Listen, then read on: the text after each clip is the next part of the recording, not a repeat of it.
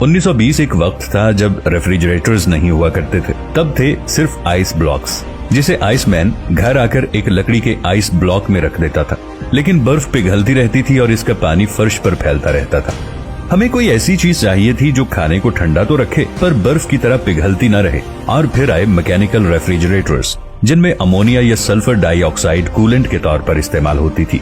और मजे की बात तो ये थी कि इन केमिकल्स के लीक होने से इंसान मर भी सकता था और इनकी बहुत बुरी स्मेल पूरे घर में फैल जाती थी। अब हमें कोई ऐसा फ्रिज चाहिए था जो ना ही जहरीला हो ना ही बदबूदार और वो खाने को ठंडा भी रखे। पर ऐसा केमिकल ढूंढना जो इस काबिल हो दरअसल कुदरत में था ही नहीं। कुछ सालों बाद 1928 में अमेरिका में एक केमिस्ट थॉमस मेजली ने एक जादुई गैस तैयार की जिसका नाम था फ्रियॉन, जो कि रेफ्रिजरेटर्स में यूज होने लगी।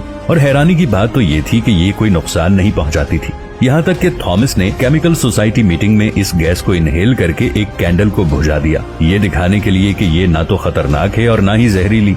पर सच तो ये था कि ये फ्रियॉन गैस कुछ और नहीं थी बल्कि क्लोरोफ्लोरोकार्बन, जिसे हम रेवोल्यूशनरी समझ रहे थे। वो आसमान में जाकर हम पर आग की तरह बरसने वाली थी, लेकिन हम उस वक्त इसके बारे में जानते नहीं थे। क्लोरोफ्लोरोकार्बन यानी कि CFCs का इस्तेमाल अब हर चीज में होने लगा।